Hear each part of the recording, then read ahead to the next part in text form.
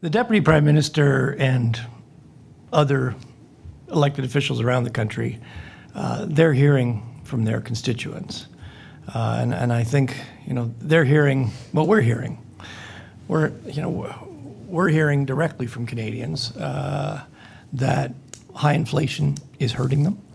And they're hearing that the increases in our policy rates certainly squeezing some Canadians and making life even more difficult.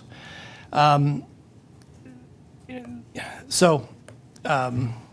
think you've seen elected officials around the country express that.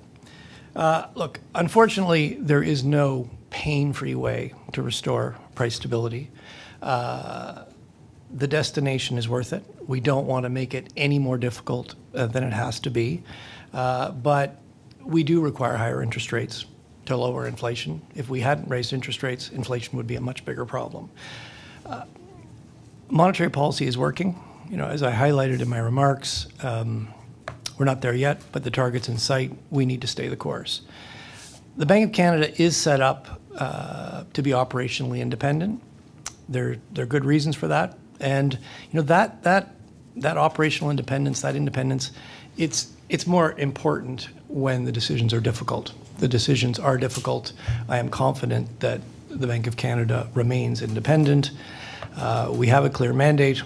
Canadians expect us to control inflation, and that's what we're doing. We had housing affordability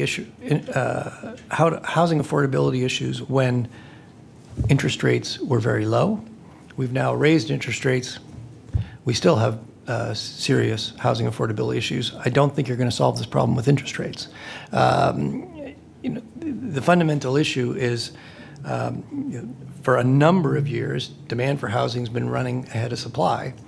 The one thing I will say, housing policy is policy of elected governments, not the Bank of Canada, but we are pleased to see that governments at all levels are really starting to get together, to put their heads together and figure out how are we going to cut through some of the barriers to growing supply.